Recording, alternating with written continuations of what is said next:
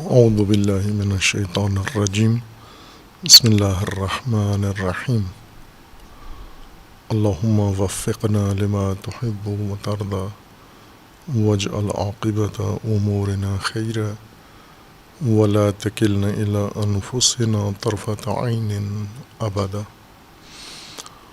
رب ادخلنی مدخل صدق واخرجنی مخرج صدق واجعل لی من لدنک سلطانا نصیرا۔ سورہ مبارکہ بقرہ آیہ کریمہ وَإِذْ قَالَ رَبُّكَ لِلْمَلَائِكَةِ إِنِّي جَاعِلٌ فِي الْأَرْضِ خَلِيفَةً قَالُوا وَتَجْعَلُ فِيهَا مَن يُفْسِدُ فِيهَا وَيَسْفِكُ الدِّمَاءَ وَنَحْنُ نُسَبِّحُ بِحَمْدِكَ وَنُقَدِّسُ لَكَ قَالَ إِنِّي أَعْلَمُ مَا لَا تَعْلَمُونَ۔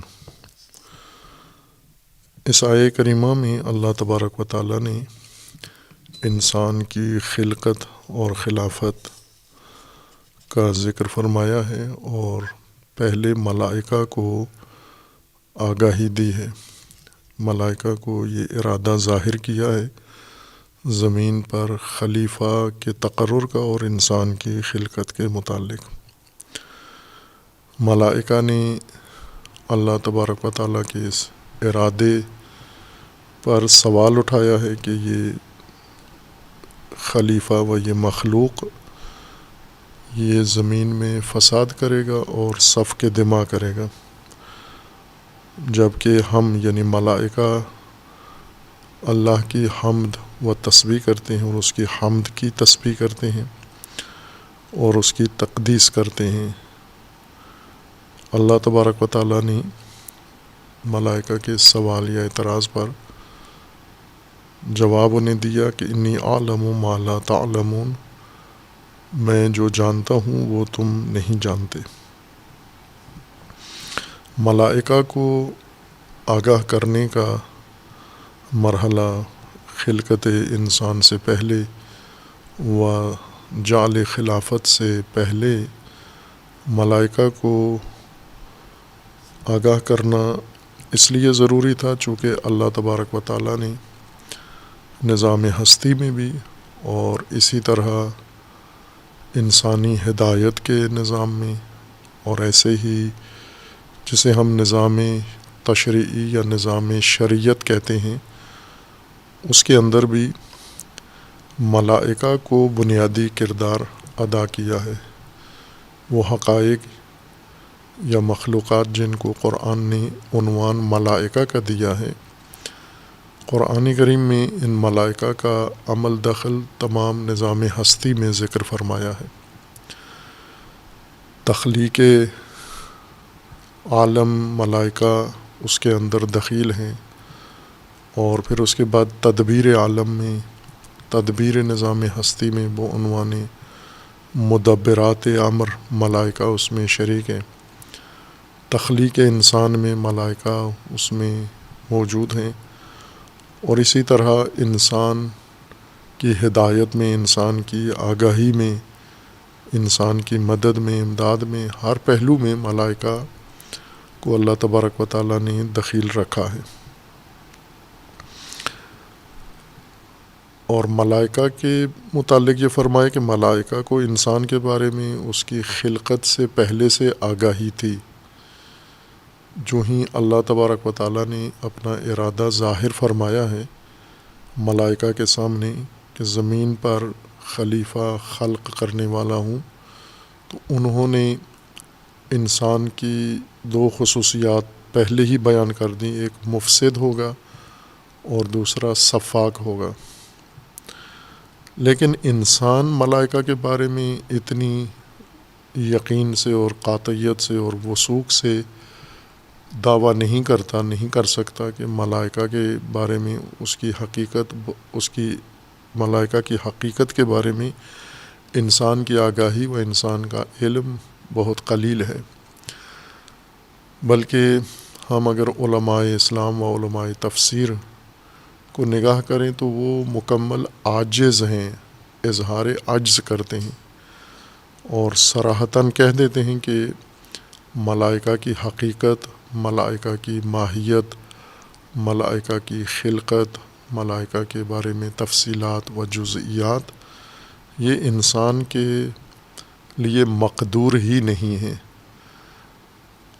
نہ عقل کے ذریعے سے انسان ان حقائق تک رسائی رکھتا ہے، نہ حواس کے ذریعے، اور نہ ہی وحی میں ان کے ذکر سے آگے کوئی مزید تفصیل بیان ہوئی ہے۔ اس لیے ملائکہ کے بارے میں عموماً علماء علم کلام و علماء تفسیر و دیگر علماء جو اعتقادات میں بحث کرتے ہیں، وہ فقط اس حد تک کہ چونکہ وحی الہی میں اللہ کے کلام میں ملائکہ کا ذکر آیا ہے اور ملائکہ پر ایمان کا حکم آیا ہے، تو ہم نے اسی پر اکتفا کرنا ہے، اور اتنا ہی ہماری معرفت ہے کہ قرآن میں ان کا نام ہے اور قرآن میں ان کا ذکر ہے۔ اس سے آگے ہمیں کوئی حقیقت معلوم نہیں ہے۔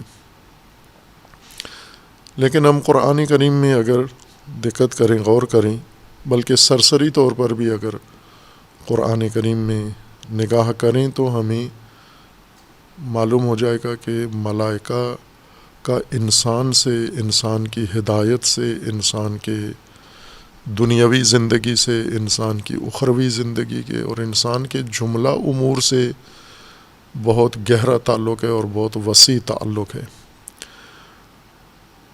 اور اتنا تعلق ہے کہ کوئی زندگی انسان کا کوئی پہلو ملائکہ کے بغیر نہیں ہے۔ ایسا اہتمام اللہ نے کیا ہو جہاں ملائکہ شامل نہ ہوں یا ملائکہ دخیل نہ ہوں۔ وہ چیز جو سب سے زیادہ انسانی زندگی میں شامل ہے، اس کے بارے میں لا علمی انسان کی اتنی قرآنی تاکید کے باوجود یہ نامناسب ہے۔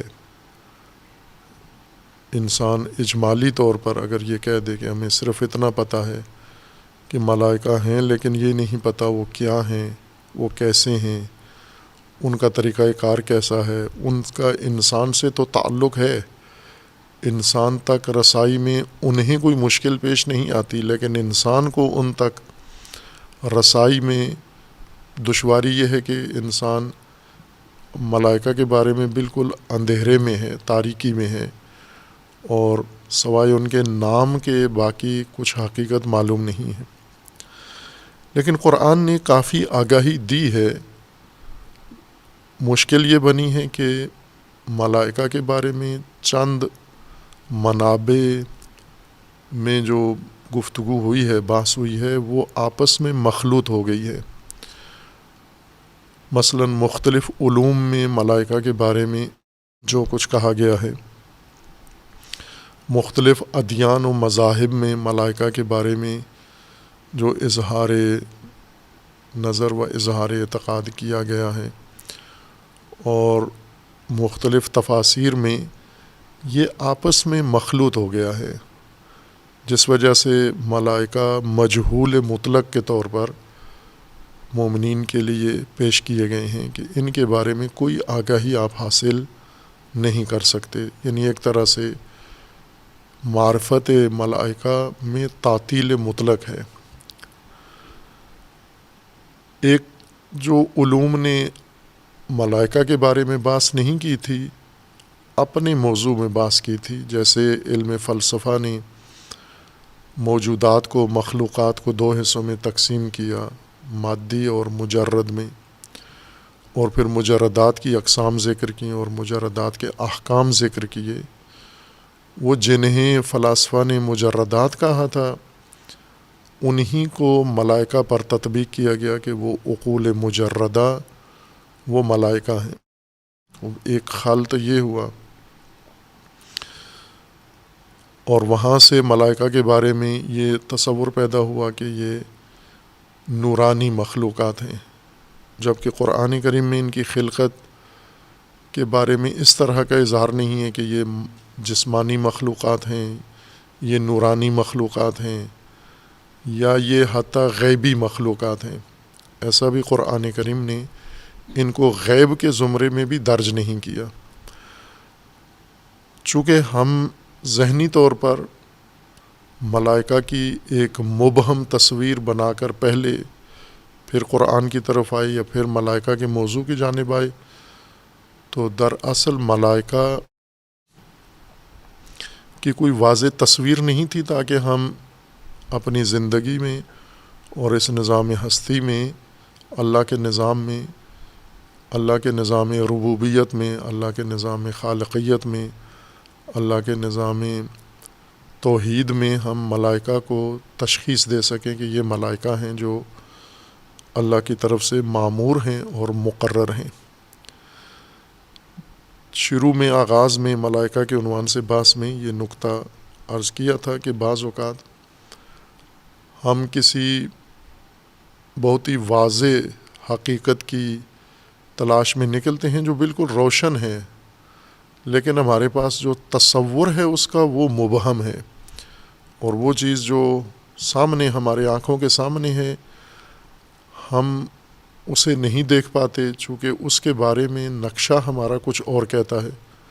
مثالیں دی تھیں، جیسے ہم روزانہ بازار جاتے ہیں، مارکیٹ میں کوئی چیز خریدنے کے لیے، اور جو ہمارے ذہن میں ہے کہ بازار میں یہ چیز اس طرح سے ہوگی، اس شکل میں ہوگی، ان خصوصیات کے ساتھ ہوگی جو ہمیں بتائی گئی ہیں، ہم ذہن میں اس کا تصور لے کے اسے ڈھونڈنے نکلتے ہیں، اور سارا دن بازار میں اور سارے بازاروں میں گھوم لیتے ہیں، لیکن وہ چیز ہمیں نہیں ملتی، جبکہ وہ ہر جگہ بازار میں ہر دکان میں سامنے موجود ہوتی ہے۔ انہوں نے دکانداروں نے اس کو بالکل نمایاں کر کے سب کے سامنے رکھا ہوا ہے کہ یہ چیز موجود ہے ہمارے پاس، یا لکھ کے بھی لگایا ہوا ہے، اس کو نمائش بھی اس کی ہوئی ہے، لیکن ہمارے ذہن میں جو اس کی تصویر تھی وہ اور تھی، اور وہ جو دکان میں جس شکل میں موجود ہے وہ اور ہے۔ تو ہم ابہام اپنے ذہن میں لے کر ایک واضح چیز کی جستجو میں جب جاتے ہیں تو ہمیں نہیں ملتی، لیکن جن لوگوں کے ذہنوں میں یہ ابہام نہیں ہے، تصور نہیں ہے، یہ نقشہ یا یہ آگاہی لے کر نہیں جاتے کہ آپ بازار میں جائیں، اس طرح سے یہ شے بازار میں ہوگی، اس شکل و قیافہ کے ساتھ آپ اسے لے آئیں، بلکہ وہ اس کی خصوصیات یا اس کے مقاصد لے کر جاتے ہیں، اور دکاندار سے پوچھتے ہیں کہ مجھے اس مقصد کے لیے کوئی چیز چاہیے، تو وہ بتا دیتا ہے یہ رکھی ہے، یہ سامنے ہے، تو وہ آسانی سے ڈھونڈ لیتا ہے۔ یہی ہوا ہے علوم اور علماء دین میں اور علماء طبیعیات میں، کہ وہ ملائکہ ڈھونڈنے نہیں گئے، وہ نظام ہستی سمجھنے گئے کہ اللہ تبارک و تعالیٰ نے یہ نظام ہستی کیسے بنایا ہے۔ ان کے لیے سوال یہ تھا کہ یہ زمین اپنے مدار میں کیوں قائم ہے، جو چیز زمین پہ گرتی ہے نیچے کیوں آتی ہے، اوپر کیوں نہیں جاتی، اور یہ اشیاء ایک دوسرے کی طرف کھنچتی کیوں ہیں، جذب کیوں ہوتی ہیں، مختلف امور اس طرح سے کیوں انجام پا رہے ہوتے ہیں۔ ہر چیز میں ان کے ذہنوں میں یہ سوال تھا، اور وہ جستجو کے لیے ان کی وجوہات تلاش کرنے نکلے، اور انہیں بہت ساری چیزیں مل گئیں، دریافت ہو گئیں کہ یہ اس وجہ سے ہوتا ہے۔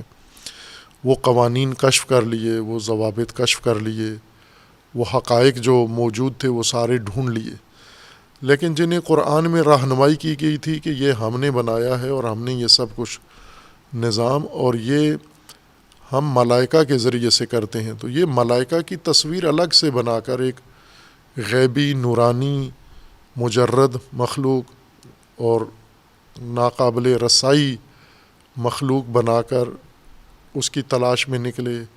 دوسرے اس کا یہ نقشہ لے کر نہیں نکلے، وہ صرف اس وجہ سے آئے کہ یہ نظم جو اللہ نے قائم کیا ہے یہ کیسے ہے، یہ اشیاء آپس میں جڑتی کیسے ہیں، جدا کیسے ہوتی ہیں، بنتی کیسے ہیں، ٹوٹتی کیسے ہیں، یہ جو پورا نظام اللہ تبارک و تعالیٰ نے بنایا ہے یہ کیسے انجام پاتا ہے۔ جیسے مثلاً بادل بنتے کیسے ہیں، بادل برستے کیسے ہیں، بارش زمین پر کیسے اترتی ہے، کیوں اترتی ہے، خوب یہ علمی سوال انہوں نے اٹھایا اور وجہ جان لی اس کی.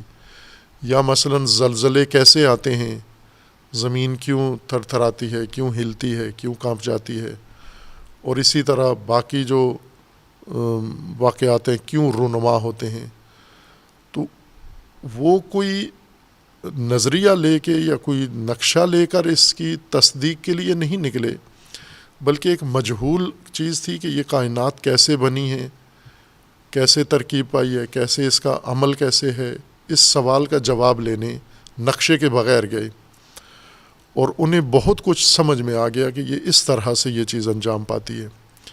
لیکن جو پہلے سے ایک تصور بنا کے اس تصور کی تصدیق کے لیے گئے، مثلاً قصے کہانیوں میں ہے کہ ایسے پراسرار جنگلات ہیں، ان پراسرار جنگلات کے اندر مخلوقات ہیں، دیو ہیں اور پریاں ہیں، اور ان دیووں اور پریوں کی اس طرح سے آبادی ہے، وہ اس طرح سے کوئی غیر انسان چلا جائے وہ انسان کو کس طرح سے گھیر لیتے ہیں. یہ تصور، یہ توہم لے کر جب ایک انسان کسی جنگل میں جاتا ہے پریاں دیکھنے یا دیو دیکھنے کہ جنگل میں یہ کام کیسے ہوتا ہے یا یہ مخلوقات کیسے ہیں، تو اس کو کچھ بھی نہیں ملتا. وہ سارا جنگل چھان بین کے آ جاتا ہے اور اس کو نہ کوئی دیو ملتا ہے نہ کوئی پری ملتی ہے. درعین حال اس کی باور میں ہے کہ دیو بھی ہے اور پریاں بھی ہیں، چڑیلے بھی ہیں. لیکن ایک آدمی ہے جو ویسے جنگل کی سیر کو جاتا ہے یا جنگل کے نظام کو دیکھنے جاتا ہے کہ کتنے درخت ہیں، درندے کتنے ہیں، پرندے کتنے ہیں، چرندے کتنے ہیں، اور وہ جنگل میں بہت کچھ دیکھ کے آ جاتا ہے. جنگل کے بہت سارے راز اسے معلوم ہو جاتے ہیں. لیکن جو پہلے سے پریاں تلاش کرنے گیا تھا اسے حتی درندے بھی نظر نہیں آتے، چونکہ اس کے ذہن میں فقط یہ نقشہ ہے جو میں لے کر نکلا ہوں اور مجھے اس کو تصدیق کرنا ہے. کبھی تخیل سے کبھی توہم سے اسے تصدیق کر لیتا ہے. خوب یہ اگر ہم نتیجہ دیکھیں ایک طرف سے علوم کا کہ علوم نے نظام ہستی کو سمجھا ہے اور بہت کچھ اسرار و قوانین جو اللہ نے اس نظام ہستی میں بنائے ہیں وہ انسان نے کشف کر لیے ہیں اور ان کو بروئے کار بھی لے آیا ہے، تسخیر بھی کر لیا ہے. مثلا آج کا انسان جو ٹیکنالوجی کے نام پر جو انکشافات انسان کے پاس ہیں، یہ انہی کشف قوانین ہیں جو اللہ نے پہلے سے اس نظام ہستی میں رکھے تھے اور انسان کو اس نظام ہستی میں پیدا کیا اور انسان کو طاقت دی، صلاحیت دی کہ آپ اس کو سمجھیں. سمجھا نہیں. مثلا جنہوں نے مذہب کے نام پر، ادیان کے نام پر نظام ہستی میں زندگی گزاری، انہوں نے یہ حقائق اس وقت بھی موجود تھے، یہ ٹیکنالوجی کے قوانین اس وقت بھی موجود تھے، یعنی یہ مقناطیسی لہریں اس وقت بھی موجود تھیں اور یہ توانائیاں اس وقت بھی موجود تھیں. لیکن انسان جو ذہنی تصورات تھے انسان کے، وہ ان حقائق کو سمجھنے کے لیے موزوں نہیں تھے. انسان ذہن میں خود ساختہ نقشے بنا کر ان حقائق کی جستجو میں تھا. مثلا زلزلہ کیوں آتا ہے؟ انسان نے اپنے تئیں یہ سوچا ہوا تھا کہ زلزلہ اس وجہ سے آتا ہے کہ دیوتا ناراض ہو جاتے ہیں، جو ان کے متوہم فرضی خدا ہیں وہ ناراض ہو جاتے ہیں، غصے میں آ کر وہ زمین کو جھنجھوڑتے ہیں، انسانوں کو ڈراتے ہیں. یا مثلا یہ کہا ہوا تھا کہ زمین ایک بیل کی سینگ کے اوپر ہے اور اس کا سینگ جب تھک جاتا ہے تو سینگ بدلتا ہے تو پھر یہ زمین میں لرزش پیدا ہوتی ہے. اب یہ زلزلے کا تصور لے کر آپ زلزلہ سمجھنے جائیں اور یہ تصور لیے بغیر فقط یہ ذہن میں رکھیں کہ زمین لرزتی ہے، کیوں لرزتی ہے، معاملہ کیا ہے، حقیقت کیا ہے. خوب ان دونوں کیفیتوں میں فرق ہے. وہ جو پہلے سے تصور مفروضہ بنا کے بیٹھا ہوا ہے کہ یہ بیل کے سینگ پر ہے یا یہ دیوتا کی ناراضگی کی وجہ سے ہے، اس کو ہرگز زمین کے لرزنے کا عامل سمجھ میں نہیں آئے گا. چونکہ اس نے پہلے سے خود سے حقیقی وجہ تلاش کرنے سے پہلے سے اس نے خود سے ایک چیز بنا لی ہے ذہن میں، اور یہ جو اس کے ذہن میں تصور ہے یہ اسے حقیقت تک نہیں پہنچنے دے گا۔ لیکن جس نے خود سے نہیں ابھی ذہنیت نہیں بنائی ہوئی کہ یہ کیا ہے اور کیوں ہے، صرف اس کے ذہن میں ایک سوال ہے کہ یہ وقوع ہوتا ہے، اسباب معلوم نہیں ہیں، وجوہات معلوم نہیں ہیں، یہ ایک دن ضرور ان اسباب و وجوہات تک پہنچ جاتا ہے۔ یہی مسائل ہم کہہ سکتے ہیں کہ موضوع جو ملائکہ کے طور پر قرآن کریم نے پیش کیا ہے اس کے بارے میں بھی ہو بہو یہی صورتحال ہے کہ مختلف منابع سے، مختلف وجوہات سے انسان نے ملائکہ کے بارے میں تصورات قائم کر لیے ہیں، پھر ان تصورات کو لے کر جب ملائکہ کی طرف گیا ہے تو اسے ناممکن لگا ہے کہ ملائکہ تو قابل دسترس نہیں ہیں، ملائکہ مجہول مطلق ہیں، ملائکہ کی معرفت نہ حواس کے ذریعے ممکن ہے، نہ عقل کے ذریعے ممکن ہے، وحی میں بھی صرف اتنا ممکن ہے کہ ملائکہ ہیں اور ان پر ایمان رکھنا ہے، ایمان کے لیے، ان کی معرفت کے لیے کوئی ذریعہ ہمارے پاس نہیں ہے۔ لیکن اگر ہم ملائکہ کے اس تصور کو جو خود بنایا ہے کہ غیبی، نورانی اور پراسرار مخلوقات کے بجائے ہم قرآن کریم نے جو خصوصیات ان کے لیے ذکر فرمائی ہیں کہ یہ تدبیر عالم ملائکہ کے ذریعے ہوتی ہے، تخلیق موجودات کی ملائکہ کے ذریعے سے ہوتی ہے، نزول ملائکہ کے ذریعے سے ہوتا ہے، پیغام ملائکہ کے ذریعے سے اللہ کا پہنچتا ہے، موت انسانوں کی ملائکہ کے ذریعے سے ہوتی ہے۔ اب یوں نہیں کہ انسانوں کی موت ملائکہ سے ہوتی ہے، جانور خود مر جاتے ہیں، ان کو موت کے لیے عامل نہیں چاہیے، وہ بھی ملائکہ کے ذریعے سے ہے، لیکن ان کی موت کے بعد کوئی اور آگے مرحلہ نہیں ہے، اور نہ ہی وہ زندگی میں انسان کی طرح مکلف ہیں اور انسان کی طرح ان کے لیے قانون ہے، شریعت ہے، اعمال ہیں۔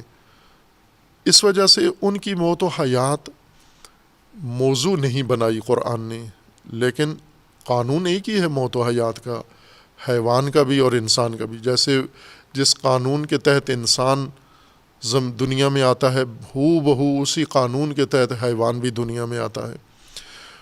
اور اللہ نے انسان کے بارے میں فرمایا ہے کہ اللہ ارحام میں اللہ تصویر سازی کرتا ہے انسان کی، صورت انسان کی اللہ بناتا ہے۔ جانور کے بارے میں نہیں بتایا کہ وہ بھی تو رحم میں ہے، وہ بھی اسی طرح سے پیدا ہوتا ہے، اس کی تصویر سازی کون کرتا ہے؟ وہ بھی اللہ ہی ہے۔ لیکن اللہ کیسے کرتا ہے یہ تصویر سازی؟ ملائکہ کے ذریعے سے، یعنی ملائکہ تخلیق کے ملائکہ اور اموات کے ملائکہ، قبض روح کے ملائکہ، ایصال رزق کے ملائکہ، نزول باران کے ملائکہ، زمین کے نظم کے ملائکہ اور زمین کے اندر وقوع پذیر ہونے والے امور کے ملائکہ۔ خوب یہ سب کچھ تو قرآن اور نصوص دینیہ ملائکہ کے ساتھ منسوب کر کے بیان کر رہی ہیں۔ خوب اب ہم جب سارے حقائق ملائکہ کے ذریعے سے انجام پاتے ہیں اور یہ ہماری آنکھوں کے سامنے ہوتے ہیں، یہ وقوع پذیر، ان کے ہم اسباب جانیں یہ کیوں ہوتے ہیں، یہ واقعات کیوں رونما ہوتے ہیں، علمی طور پر ان کی جستجو کریں ہم اور دیکھیں کہ وہ اسباب و وقوع کن اسباب کے تحت ہوتے ہیں۔ خوب آپ کو جو حقیقت تحقیق میں یقیناً جو حقیقت سامنے آئے گی کہ یہ واقعہ اس سبب کے طریقے سے ہو رہا ہے، تو آپ یہ کہہ سکتے ہیں کہ قرآن ان واقعات میں جن حقائق کو ملائکہ کہہ رہا ہے وہ یہی اسباب ہیں، چونکہ ان اسباب کی ذریعے سے اللہ نے یہ کام کیا ہے۔ مثلا رحم میں تصویر سازی کیسے ہوئی ہے؟ وہ ملائکہ کے ذریعے اللہ نے کی ہے اور ملائکہ کے ذریعے کی ہے۔ اب آپ یہ انسان کی خلقت کا سارا نظام پڑھیں، جیسے انسان کی خلقت ہوتی ہے مٹی سے، مٹی تین ہے، تین سے سلالہ ہے، سلالہ سے نطفہ ہے، نطفہ قرار مکین میں منتقل ہوتا ہے۔ اس سارے نظام خلقت کو اگر ہم پڑھیں تو اس میں اسباب جو حقیقتاً اسباب ہیں، اسباب تکوین، اسباب تخلیق، اسباب انسانی خلقت کی بناوٹ کے جو اسباب ہیں، اور قرآن کریم کہہ رہا ہے کہ یہ سب کچھ اللہ نے کیا ہے اور اللہ نے ایک نظام کے تحت اور ملائکہ کے ذریعے کیا ہے۔ تو یہی اسباب جو اللہ تبارک و تعالیٰ نے جن کے ذریعے سے یہ تدبیر کی ہے، جن امور کے ذریعے سے، جن اسباب کے ذریعے سے، یہ اسباب ہی ملائکہ ہیں۔ آپ ملائکہ کو علیحدہ سے ایک مخلوق الگ سے سمجھا ہوا ہے، پروں والے پرندوں کی طرح اڑتے ہوئے ملائکہ، یعنی یہ گھاس اگ رہا ہے، دریا بہہ رہا ہے، اس کے اپنے اسباب ہیں۔ ملائکہ کیا کر رہے ہیں؟ ملائکہ جیسے پرندے اڑ رہے ہیں، بس گھاس اگانے میں پرندوں کا تو کوئی دخل نہیں ہے، پھل لگانے میں پرندوں کا کوئی دخل نہیں ہے، جبکہ اللہ کا فرمان ہے کہ یہ پھل بھی جو درختوں پہ لگتا ہے یہ ملائکہ لگاتے ہیں۔ اب آپ مطالعہ کریں تو آپ کو معلوم ہو جائے گا کہ درختوں پہ پھل کیسے لگتا ہے۔ ایک دقیق خوبصورت نظام ہے اللہ تبارک و تعالیٰ نے یہ بنایا ہے، اور اسی نظام کو پڑھ کر آپ مزید اس پھل لگنے کی کیفیت کو بہتر کر رہے ہیں، اور کر بھی لیا ہے۔ تو اسباب آپ نے تلاش کر لیے ہیں، اللہ تبارک و تعالیٰ نے انہی اسباب کے ذریعے سے عالم کی تخلیق کی ہے، اور انہی اسباب کے ذریعے سے عالم کی تدبیر کی ہے۔ تو یہ اسباب اللہ کے بنائے ہوئے ہیں، یہ اللہ نے ان کو مقرر کیا ہے، اور اللہ نے ہر کام کے لیے اس کے مناسب اسباب بنائے ہیں۔ یہی اسباب قرآن کی اصطلاح میں یہ اسباب ملائکہ ہیں۔ اب چونکہ موجودات، مخلوقات یکساں نہیں ہیں، ایک طرح کی نہیں ہیں، جیسے نباتات ہیں اور حیوانات ہیں۔ نباتات ایک علیحدہ دنیا ہے، حیوانات ایک الگ دنیا ہے۔ نباتات کی تخلیق میں جو اسباب ہیں وہ مختلف ہیں، حیوانات کی تخلیق میں جو اسباب ہیں وہ ان سے مختلف ہیں۔ انہی اسباب کے مختلف ہونے کی وجہ سے ایک شے نبات بن جاتی ہے، پودا بن جاتی ہے، درخت بن جاتی ہے، اور ایک شے حیوان کی شکل اختیار کر لیتی ہے۔ تو ظاہر ہے کہ اب اسباب کے فرق سے یہ نتائج مختلف ہو رہے ہیں۔ تو وہی اسباب جو اللہ نے نباتات کے لیے مقرر کیے ہیں وہ نباتات کے ساتھ مخصوص ہیں، جو اسباب اللہ نے حیوانات کے لیے مخصوص کیے ہیں وہ حیوانات کے لیے مخصوص ہیں۔ اور جب بھی اس دنیا میں حیوان پیدا ہوگا وہ انہی اسباب سے پیدا ہوگا، انہی وجوہات سے اور اسی نظام سے پیدا ہوگا۔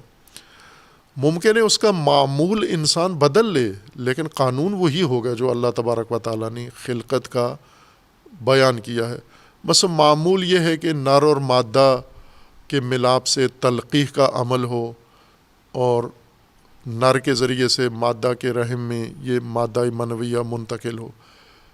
غیر معمول کا طریقہ یہ ہے کہ یہی مادہ جو نر تولید کرتا ہے، یہی مادہ کے رحم کی طرح کسی اور ظرف میں جا کر، جس کے اندر یہی خصوصیت ہو، رحم کی پرورش کی خصوصیت ہو، اس میں یہ مادہ منتقل کر دیا جائے، وہاں بھی یہی نتیجہ برآمد ہوگا۔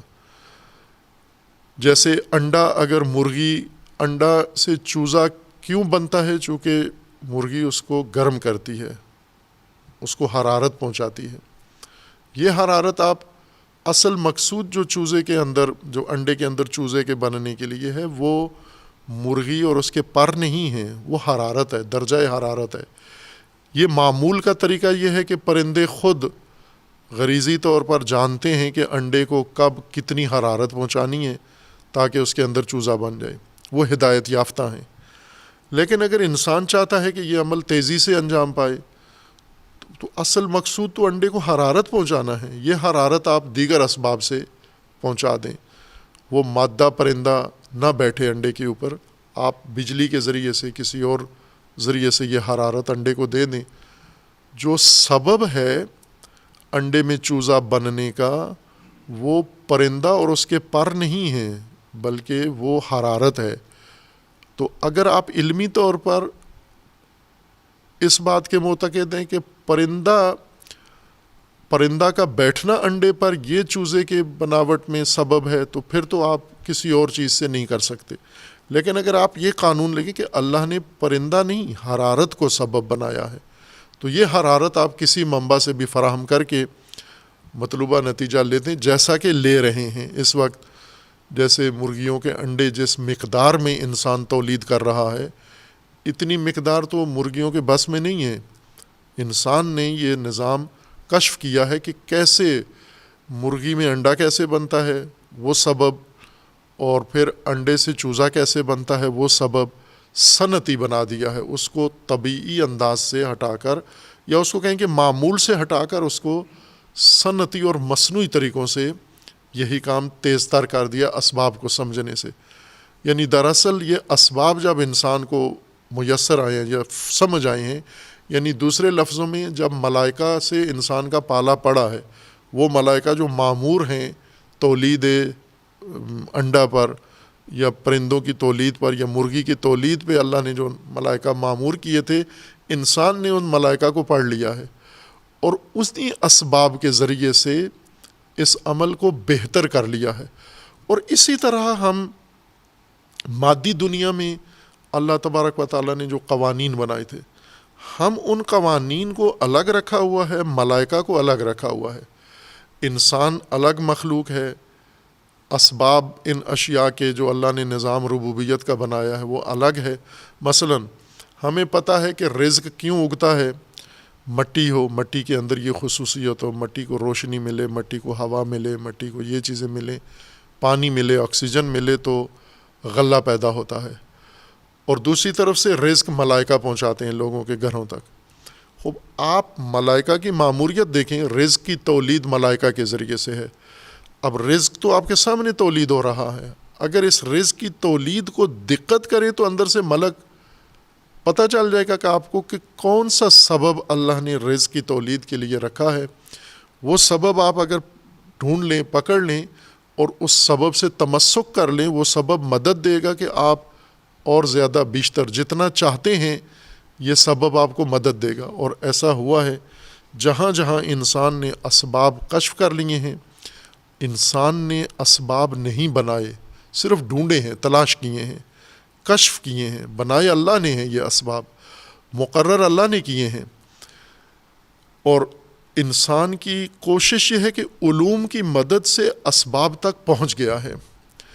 دوسری طرف سے اللہ نے جو ہدایت کے مسودے بنائے ہیں، ہدایت کے قوانین ہیں، کتب آسمانی، ان کے اندر بھی انہی اسباب کی نشاندہی کی ہے، لیکن ہم نے انہیں اسباب الگ طریقے سے ہم نے انہیں پر اسرار میں تبدیل کر دیا کہ یہ وہ چیزیں ہیں جو الگ سے اللہ تبارک و تعالیٰ نے رکھی ہیں۔ مثلا ہمیں پتہ ہے کہ پانی کیسے برستا ہے، زمین کیسے آباد ہوتی ہے، رزق کیسے اگتا ہے، رزق میں اضافہ کیسے ہوتا ہے، یہ اسباب علوم نے کشف کر کے ہمیں دے دیے ہیں۔ لیکن ہم پھر بھی اس بات کے معتقد ہیں کہ ملائکہ الگ سے نورانی مخلوق، پر اسرار ناشناختہ مخلوق، وہ کسی نہ کسی طریقے سے اس رزق میں وہ بھی شامل ہے، جبکہ ہمیں پتہ ہے کہ یہ اس طرح سے رزق حاصل ہوتا ہے۔ تو یہ جو اسباب آپ نے کشف کیے ہیں، کیا یہ اللہ کے علاوہ کسی منبع نے یہ نظام بنایا ہے؟ جو علوم نے کشف کر کے دکھایا ہے، یہ اللہ کا نظام نہیں کشف کیا، یہ کسی اور خدا کا، یہ کسی اور خالق کا، کسی اور رب کا بنایا ہوا نظام ہے۔ اور اللہ کا نظام ملائکہ والا وہ ابھی تک ناشناختہ ہے۔ یہ جو ہمیں کشف ہوا ہے یہ تو اللہ کا نہیں ہے، چونکہ یہ طبعی نظام ہے، یہ تو لگتا ہے کہ اللہ نے نہیں بنایا، نعوذ باللہ یہ کسی اور نے بنایا ہے۔ خوب اگر ہم ملائکہ کے ماموریت، ملائکہ کے متعلق توصیف جو قرآن نے کی ہے اسے دیکھیں تو اس کا نتیجہ یہ نکلتا ہے کہ تمام عالم کی تدبیر ملائکہ کے ذریعے سے، اللہ کے حکم کی تعمیل ملائکہ کے ذریعے سے ہو رہی ہے۔ اور ہم اگر تحقیق کریں، تجربہ کریں تو ہمیں پتہ چلتا ہے کہ یہ ہیں اللہ کے احکام کو، اللہ کے فرامین کو جو نتیجے تک پہنچاتے ہیں، جو اسباب، وہ یہ اسباب ہیں۔ مثلا اللہ کا نظام مثلا انسان کو بچہ ملنا ہے، بچہ پیدا ہونا ہے، یہ اسباب ہیں بچے کی ولادت کے. وہ اسباب سارے جب انسان پڑھ لیتا ہے تو اللہ کا نظام کشف ہو گیا ہمارے لیے. معلوم ہو گیا کہ اللہ اس طرح سے اولاد دیتا ہے، اللہ اس طرح سے رزق دیتا ہے، اللہ اس طرح سے زمین بناتا ہے، اللہ اس طرح سے زمین چلاتا ہے. یہ اسباب. اب ظاہر ہے کہ دو طرح کے اللہ کے نظام دو قسموں میں ہیں، مادی، جسمانی اور غیر مادی، جس کی مثال خود انسان ہے. انسان جسم بھی ہے اور انسان روح بھی ہے، نفس بھی ہے. اور دونوں کے اندر، جسم کے اندر جسمانی صلاحیتیں ہیں، روح کے اندر غیر جسمانی، نفس کے اندر غیر جسمانی نفسانی صلاحیتیں ہیں. تو یوں نہیں ہے کہ نفس کے لیے جو صلاحیتیں ہیں وہ جسمانی اور جسم کے لیے جو صلاحیتیں ہیں وہ غیر جسمانی. جیسا وجود ہے اسی کے متناسب اس کی صلاحیت بھی اللہ تبارک و تعالیٰ نے مقرر فرمائی ہے. لہٰذا یہ جو قوانین اسباب ہیں، یہ اسباب عالم مادہ میں مادی اسباب ہیں اور عالم مجردات کے مجرد اسباب ہیں. اور یہی اسباب ہیں جن کے ذریعے سے اللہ تبارک و تعالیٰ نے تمام کائنات کھڑی کی ہے اور اس کا نظام چلا رہا ہے. فرامین اللہ کے اجرا یہی کرتے ہیں، ارسال پیغام اللہ کا یہی کرتے ہیں، اور تمام امور تدبیر اللہ تبارک و تعالیٰ کے نظام ہستی کی، نظام کی تدبیر یہی اسباب کرتے ہیں. اب ظاہر ہے کہ ان کے درجات ہو جائیں گے، جس طرح اس عالم کے درجات ہیں مادی و غیر مادی. اس لحاظ سے جو فلسفی تقسیم ہے مادی و غیر مادی، خوب ظاہر ہے ملائکہ بھی تقسیم ہو جائیں گے. ارزین، ملائکہ ارزین الگ ہو جائیں گے، ملائکہ سماوات الگ ہو جائیں گے، ملائکہ مجرد الگ ہو جائیں گے، ملائکہ جسمانی الگ ہو جائیں گے. اصل ہیں کیا چیز؟ یہ وہ قوتیں ہیں جو اللہ تبارک و تعالیٰ نے ایجاد کی ہیں اس نظام ہستی کی تدبیر کے لیے. اور یہ قوتیں انہی موجودات کے اندر اللہ تبارک و تعالیٰ نے قرار دی ہیں. لیکن ہمیں ابھی کشف نہیں ہے کہ یہ موجودات ایک دوسرے پر کیا تاثیر رکھتے ہیں. مثلا ہم وہ ملائکہ جنہوں نے زمین کو سورج کے نظام میں منظومہ شمسی میں قائم رکھا ہوا ہے، یہ کون سے ملائکہ ہیں جن کا کام فقط یہی ہے؟ روایات میں بھی یہ الفاظ ہیں کہ کچھ ملائکہ ایسے ہیں جو صرف سجود میں ہیں، رکوع نہیں کرتے، کچھ صرف رکوع میں ہیں جو سجدہ نہیں کرتے، کچھ ملائکہ قیام کی حالت میں ہیں جو کوئی حالت بدلتے نہیں ہیں، جب سے وجود میں آئے ہیں یہی ایک مستقر حالت ہے ان کی. اسی طرح جو معمور ملائکہ ہیں زمین پر، وہ زمین کے ہی ہیں، وہ کبھی آسمان میں نہیں جاتے. وہ ملائکہ جو آسمان میں ہیں وہ کبھی زمین پر نہیں آتے. اس طرح روایات کے اندر طبقہ بندی ملائکہ کی خوبصورتی سے بیان کی گئی ہے. خباب ہمائیں وہ ملائکہ جنہوں نے زمین کو قائم رکھا ہوا ہے نظام منظومہ شمسی میں، اللہ نے ان کو ملائکہ کہا ہے. آپ مطالعہ کریں، آپ تجربے کے ذریعے، مشاہدے کے ذریعے، عقل کے ذریعے، چونکہ اللہ نے شناخت ایک طرف سے حقائق بنائے ہیں، زمین و آسمان بنایا ہے، پھر انسان کو دعوت دی ہے کہ اس کی شناخت کریں، اور انسان کو حواس اور عقل دی ہے کہ آپ اس کے ذریعے سے شناخت کریں. وحی بھی عقل کے لیے ہے، نہ کہ وحی عقل کو نظر انداز کر کے اگر عقل کو بیچ میں سے ہٹا دیں تو وحی کا خطاب کس کے لیے ہے؟ پیچھے کون ہے جو وحی کی حقیقت کو سمجھے گا یا وحی کے پیغام کو سمجھے گا؟ تو عقل ہی پر جا پہنچتی ہے. حواس بھی اپنے تمام محصولات عقل کے سپرد کر دیتے ہیں، وحی بھی اپنا سارا پیغام عقل کے سپرد کر دیتی ہے. اور آخری جو انسان کے پاس رہ جاتا ہے فیصلہ کن فہم کا منبع، وہ عقل ہے انسان کی. نہ یہ کہ عقل وحی کے مقابلے میں، وحی عقل کے مقابلے میں، حواس عقل کے مقابلے میں، عقل حواس کے مقابلے میں.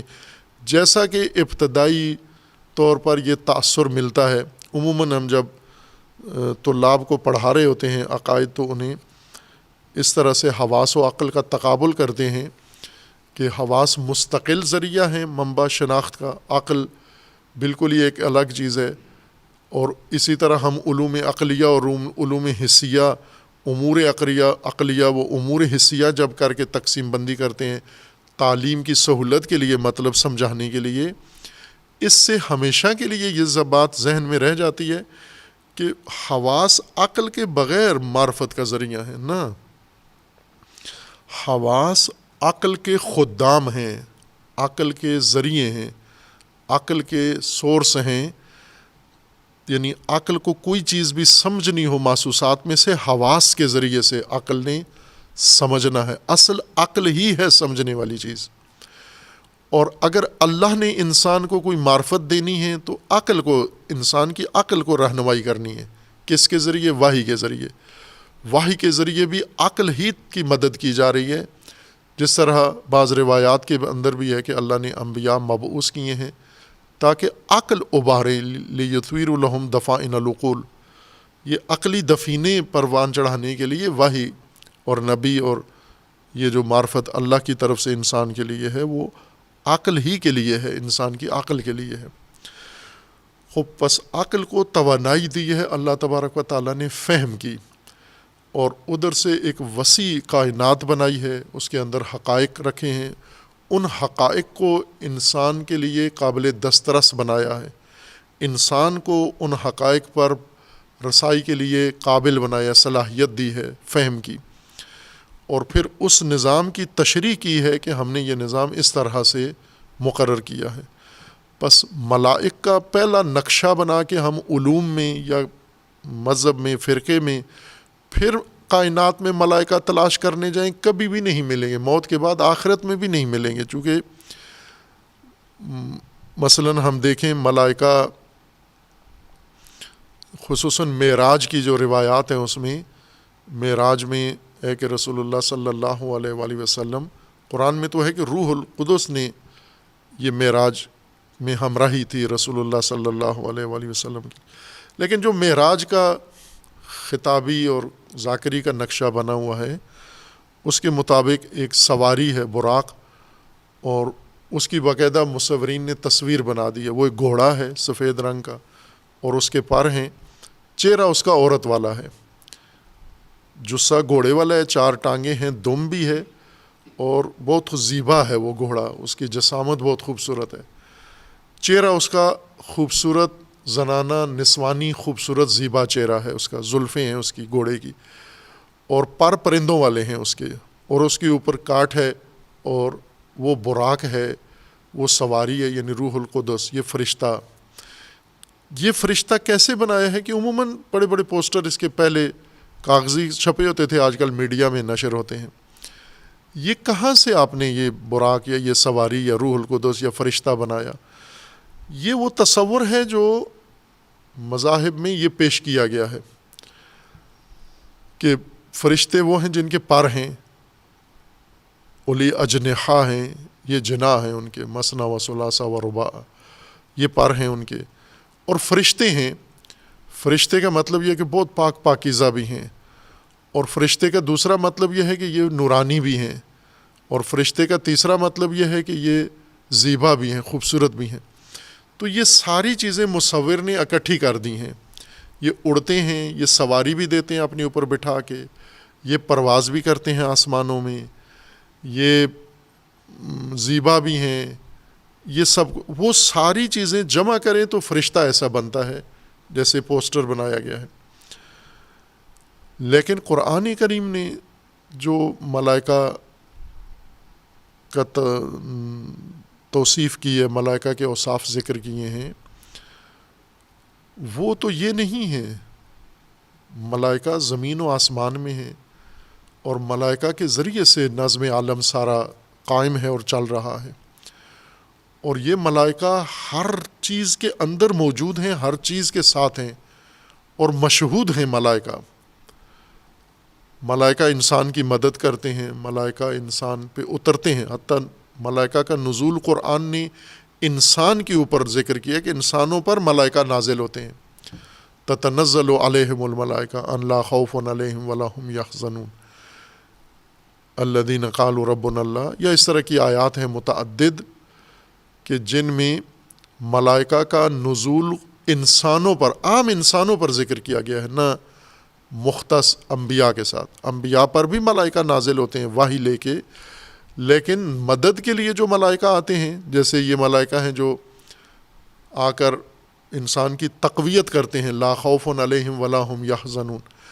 اب یہ ملائکہ ہمارے اندر نازل ہوتے ہیں، ہمارے اوپر نازل ہوتے ہیں، پھر بھی ہم ان کو نہیں سمجھ پاتے کہ یہ کیا ملائکہ ہیں۔ اترا ہے ملک اترا ہے ہم پر، نازل ہوا ہے، اس نے خوف ہمارے دل سے نکال دیا ہے، حزن و پریشانی نکال دی ہے۔ یہ اللہ کا فرمان ہے، یہ ملائکہ نے کیا ہے یہ کام۔ آپ ڈر رہے تھے، سہمی ہوئے تھے، گھبرائے ہوئے تھے، اب نہیں ڈرتے آپ، اب آپ کے اندر استقامت، جرأت پیدا ہو گئی ہے۔ تو یہ اللہ نے ملائکہ کے ذریعے کیا ہے۔ ملائکہ آئے ہیں، آپ کے وجود میں اترے ہیں، اتر کے انہوں نے خوف نکال دیا ہے، اور ابھی تک آپ کو یہ بھی نہیں پتہ چلا ملک ہے کیا چیز ہے۔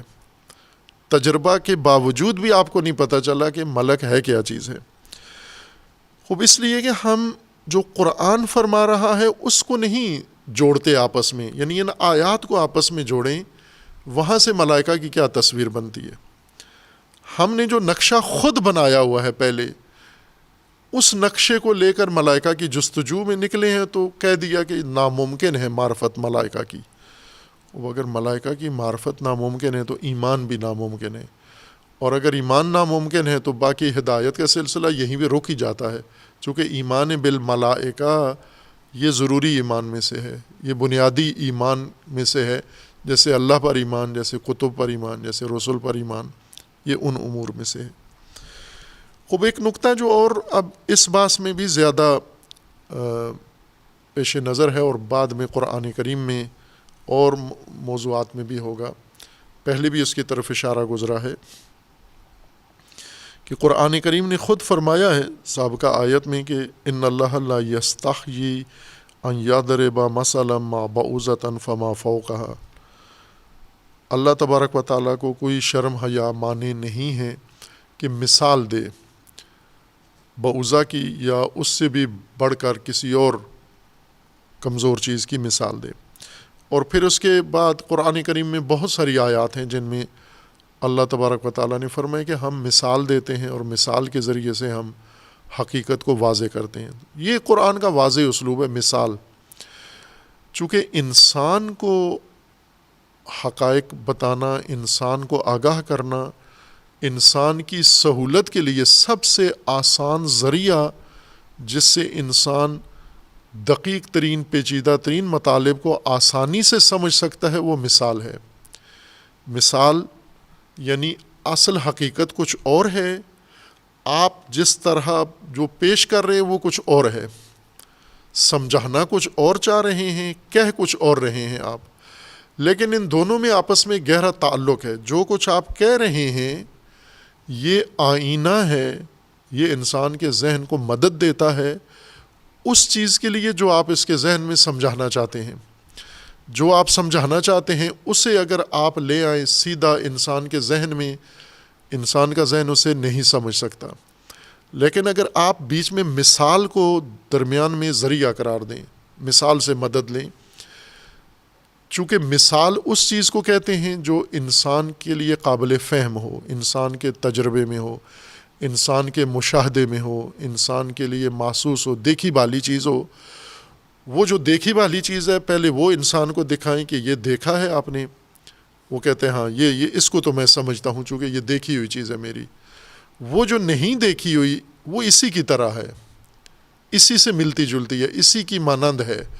جب یہ بات ہم کرتے ہیں تو وہ فوراً سمجھ جاتا ہے کہ ٹھیک ہے اب سمجھ گیا میں کہ یہ کیا کہنا چاہتے ہیں آپ۔ اور یہ روزمرہ انسان آپس میں بھی مثال کے ذریعے سے ہی اپنے ذہنیات یا اپنی مراد دوسروں کو سمجھا رہے ہوتے ہیں۔ تعلیمیات میں مثالیں بہت بنیادی کردار ادا کرتی ہیں۔ چھوٹے بچوں کو ہم جتنی علمی اصول بتاتے ہیں وہ سب مثالوں کے ذریعے سے بتاتے ہیں۔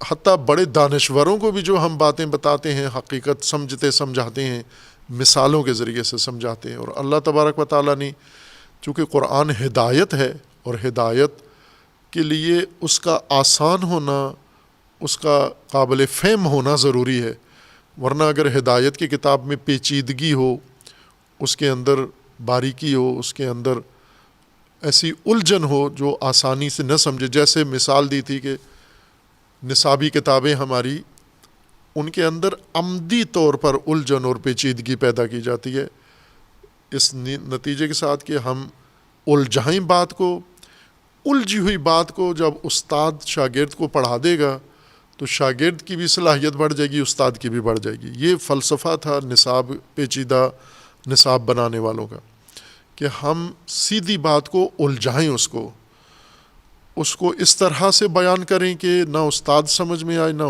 شاگرد کو سمجھ میں آئے، اور دونوں دقت کریں، غور کریں، تاکہ ان کی قوت دقت بڑھے، اضافہ ہو اس کے اندر۔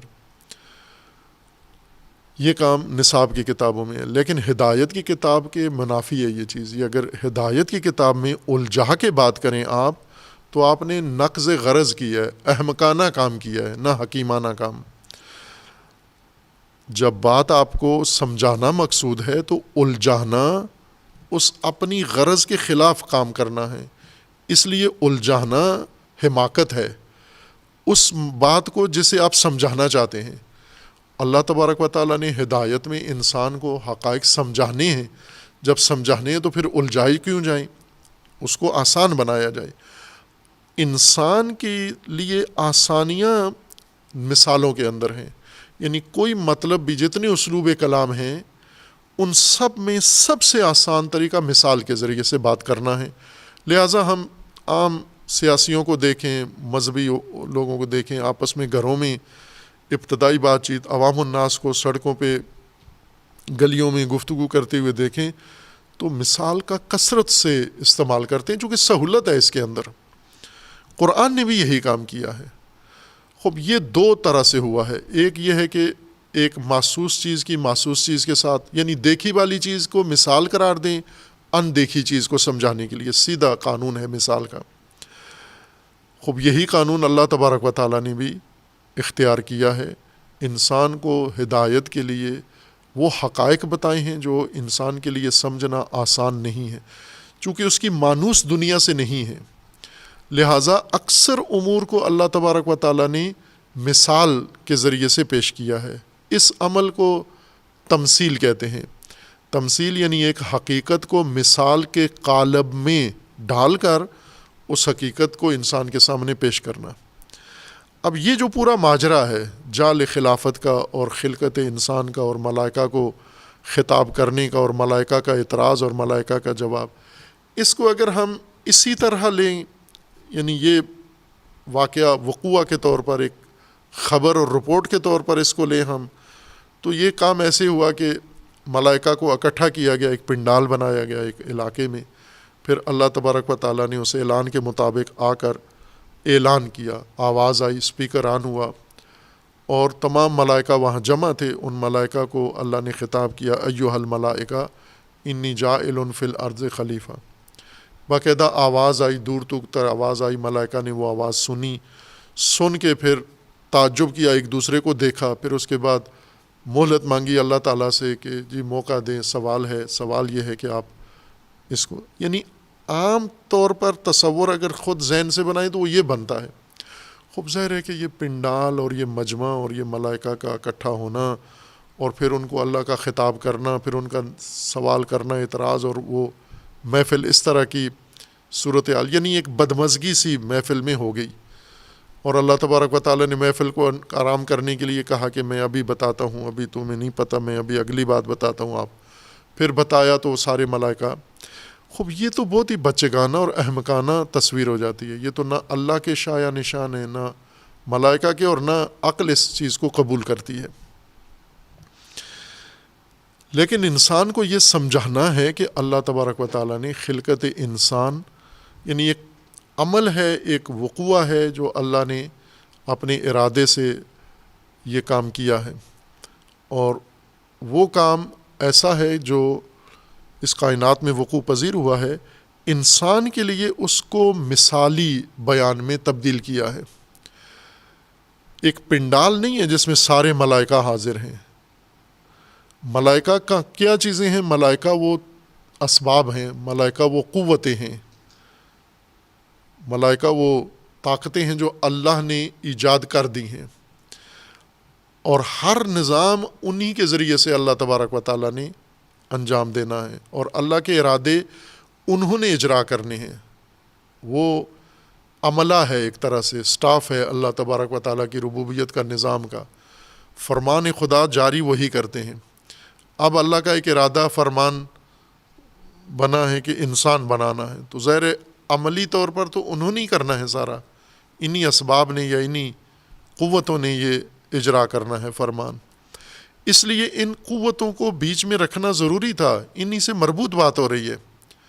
ورنہ وہ یہ کہتے تھے بنانا ہے تو بنا دیں، ہم سے کیا، ہم تو اپنا کام کر رہے ہیں، ہم تھوڑا اس کے ہم میں سے تو کوئی نہیں بنا رہے، اس کو بنا رہے ہیں، یہ بھی ایک الگ انسان ہے، یہ اپنا کام کرے ہم اپنا کام کریں، لا تعلقی ظاہر کرتے. لیکن ملائکہ نے لا تعلقی ظاہر نہیں کی، بلکہ اس ماجرا میں یہ ایک چیز سامنے رکھی. اب انسان کو اصل داستان، انسان کی خلقت، انسان کی حقیقت سمجھانا مقصود ہے، لیکن اس عمل کو جو اللہ کے ارادے کا اجرا ہے، یعنی اللہ کے ارادے کا ظہور، اللہ کے ارادے کے مطابق اس فعل کا انجام پانا، کن فیکون، اس کو سمجھانا انسان کے لیے، اس کے لیے ایک تمثیلی یہ بیان ہے. تمثیلی بیان یہ ہے کہ اللہ تبارک و تعالیٰ نے فرمایا ملائکہ کو کہ میں زمین پر خلیفہ بنا رہا ہوں. وہ یہ ملائکہ کون ہیں اور ان سے کیا ربط ہے؟ ظاہر یہ وہی اسباب ہیں جو اللہ تبارک و تعالیٰ نے نظم عالم کے لیے، یعنی خود عالم کے اندر خود خدا نے پیدا کیے ہیں یہ اسباب، اور یہی فرمان انہی کو ملتا ہے اور یہی اجرا کرتے ہیں. جس طرح انسان کا جسم ہے اور انسان کے ذہن سے فرمان آتا ہے، انسان کے ہاتھ میں کیسے آتا ہے یہ فرمان؟ مثلا انسان، ہاتھ ہے انسان کا، پانی پینا ہے تو یہ پانی انسان ہاتھ آگے بڑھاتا ہے. ہاتھ کو کون کہہ رہا ہے کہ حرکت کرو، پانی کی طرف آگے بڑھو، گلاس پانی کا اٹھاؤ، اس کو منہ سے لگاؤ؟ یہ کہیں سے فرمان آ رہا ہے نا، کہیں سے دستور آرڈر ہاتھ کو مل رہا ہے. وہ انسان کے جسم کے اندر ہے، انسان کا ذہن ہے، دماغ ہے انسان کا، وہ انسان کو فرمان دے رہا ہے کہ اس عضو کو فرمان دے رہا ہے تو یہ کام کر، آنکھ کو ایک فرمان دے رہا ہے، زبان کو ایک الگ فرمان دے رہا ہے، سر کو الگ فرمان دے رہا ہے، گردن کو الگ فرمان دے رہا ہے، پاؤں کو الگ فرمان دے رہا ہے، ہاتھوں کو الگ فرمان دے رہا ہے. انسان کے اندر یہ نمونہ، یہ مثال موجود ہے. ان ذہن کے فرامین اعضاء کے نام، اعضاء کے بارے میں. اب ذہن، اس کو اگر ہم سمجھانا چاہیں بچوں کو کہ انسان کا ذہن اور انسان کے اعضاء، یہ بچوں کو داستان بنا کے سنانی پڑے گی، جیسا کہ کیا ہے بعضوں نے تعلیم کی سہولت کے لیے اس کو داستان بنایا ہے. مثلا انسان کے اعضاء و جوارے یہ سب فوجیوں کی طرح ہیں. مثلا ہاتھ ہیں، پاؤں ہیں، انسان کے ظاہر باطن میں جتنی قوتیں ہیں یہ سب فوجیوں کی طرح ہیں. ذہن ادھر سے آرڈر دیتا ہے اس ماتحت کو، وہ ماتحت فوراً یہ فرمان لے کر ایک دستے کے پاس آتا ہے، یہ دستہ، اور یہ باقاعدہ ہے، یہ اینیمیشن فلمیں بھی بنی ہوئی ہیں بچوں کی تعلیم کے لیے. جیسے انسان جب کھانا کھاتا ہے تو یہ جو غذا سامنے آئی ہے، یہ غذا انسان نے تناول کرنی ہے. کہاں سے ذہن، کہاں سے ہاتھ کو یہ فرمان آتا ہے کہ ہاتھ آگے بڑھے، لقمہ توڑے، اس لقمے کو سالن میں تر کرے، ڈبوئے، پھر اس کو اٹھا کے منہ میں. اب منہ کو کون حکم دیتا ہے کہ تم چباؤ، اس کو پیسنا ہے، یہاں پر منہ میں چبانا ہے؟ یہ کون کر رہا ہے، کروا رہا ہے؟ یہ بچوں کو اگر ہم سمجھائیں ذہن کر رہا ہے فلاں، تو کہتے ہیں کیسے کر رہا ہے؟ نہ ذہن نظر آتا ہے، نہ فرمان نظر آتا ہے. اور یہ منہ تو فرمان کیسے سنے گا؟ منہ کے تو کان نہیں ہیں، منہ انسان نہیں ہے. وہ تو بچے بالکل اس چیز کو، چونکہ بچپنے کی وجہ سے یہ فرمان ذہن کے، بدن کے اعضاء کے بارے میں یہ اس کی فہم میں نہیں آتے. اس کو کیا کریں آپ؟ اس کی مثال بنائیں، داستان بنائیں. داستان میں آج کل آسان ہو گیا ہے، پہلے لفظی داستان ہوتی تھی، ابھی تصویری داستان ہو گئی ہے. تصویری داستان بنائیں کہ یہ ذہن ہے، کنٹرول روم ہے، اس میں ذہن میں ایک بیٹھا ہوا ہے فرمان دینے والا، کمانڈر بیٹھا ہوا ہے، پھر اس کے آگے مختلف مائک رکھے ہوئے ہیں، وہ متصل ہیں وائرلیس کے ذریعے یا وائر کے ذریعے مختلف باقی ڈپارٹمنٹ کے اندر مختلف وہاں بہت سارے افراد بیٹھے ہوئے ہیں، ان میں سے ایک منہ ہے، یعنی ان ڈپارٹمنٹس میں سے ایک منہ ہے اور نوالا لقمہ منہ میں چلا گیا ہے، اب ادھر سے یعنی وہ ترتیب کے ساتھ بہت خوبصورتی سے اینیمیشن فلم میں یعنی تصویری داستان میں یہ کام انجام پا رہا ہے۔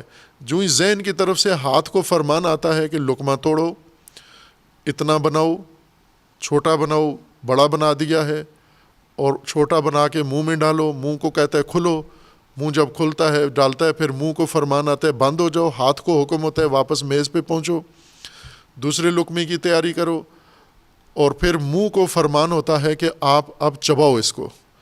خوب یہ آپ اس تصویری داستان میں یہ مثال دیکھیں نا تو وہ بچوں کو بہت آسانی سے سمجھ میں آ رہا ہے کہ یہ کھانا کھانے کا فرمان آ کہاں سے رہا ہے، اور مرحلہ بے مرحلہ یہ کھانا کیسے کھایا جا رہا ہے۔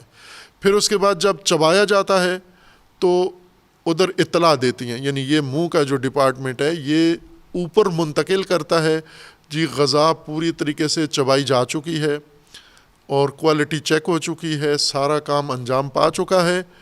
جب یہ ادھر سے رپورٹ ادھر ذہن میں جاتی ہے دماغ میں، وہ پھر فرمان دیتا ہے کہ اب اس کو منتقل کرو معدے میں نیچے، اس کو نگلو۔ اب پھر نگلنا ایک لمبا راستہ ہے اس فلم کے اندر داستان میں، پھر یہ لقمہ اس نالی کے اندر سے جاتا ہے، وہاں راستے میں اس کے راستے میں بڑی حفاظت کے ساتھ یہ لقمہ چبایا ہوا معدے میں جاتا ہے۔ جو ہی معدے میں جاتا ہے وہاں ایک بڑی فورس کاریگروں کی بیکٹیریا ہیں یا معدے کے مختلف حصے ہیں، ان کو حکم ہوتا ہے کہ اب آپ اس کو چانٹی کرو۔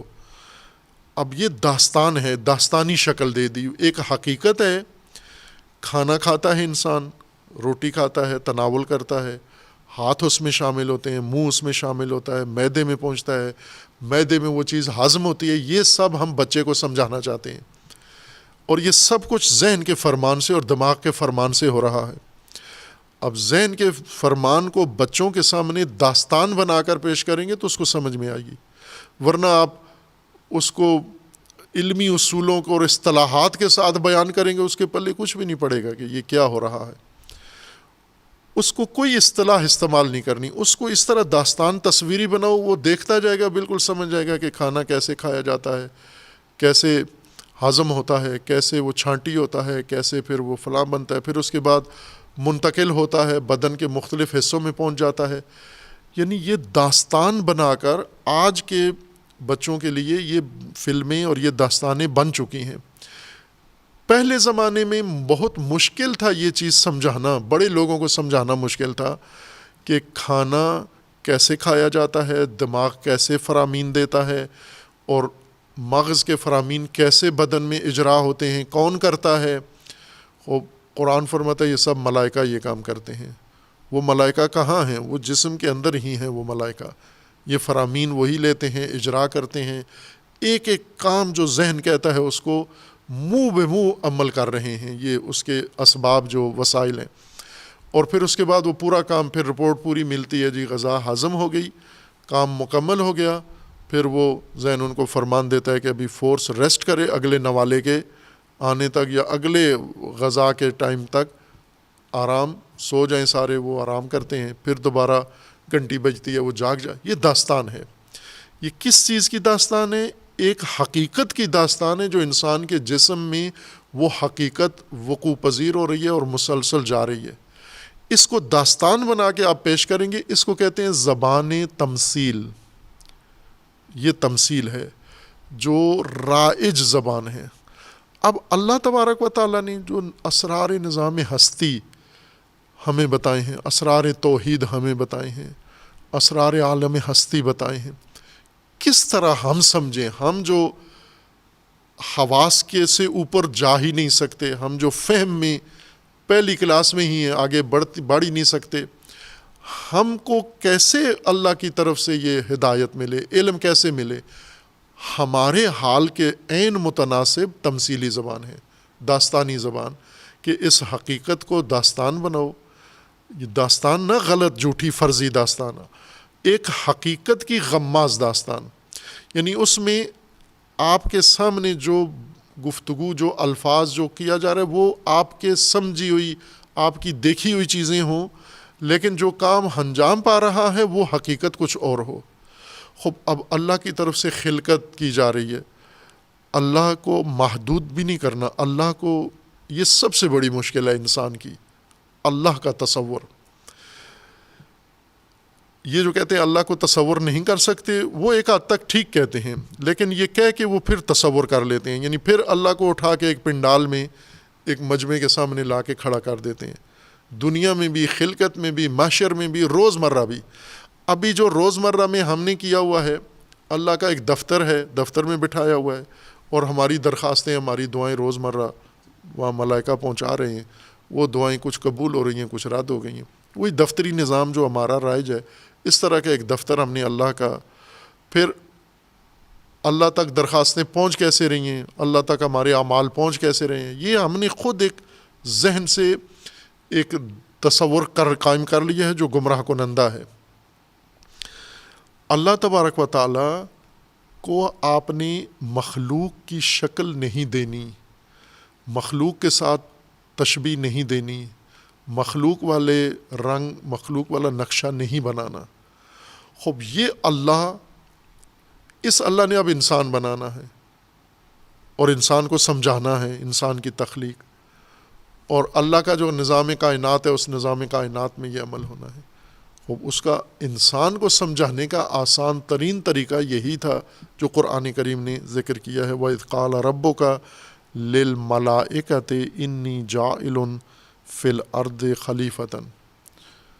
ورنہ اگر ظاہر رکھیں تو پھر تو خراب، بنیاد ہی خراب کر دی ہم نے، کہ رب پنڈال ہے، ملائکہ کا مجمع ہے، اس میں اللہ تشریف لاتے ہیں نعوذ باللہ، اور آ کر اعلان کرتے ہیں، ملائکہ شور شروع کر دیتے ہیں، یعنی ایسا جیسے پشاور میں کسی جگہ جلسہ ہو رہا ہے اور مخلوق کی طرح کی تصویر سازی کر کے، تو یہ تو بنیاد ہی خراب ہو جائے گی ساری۔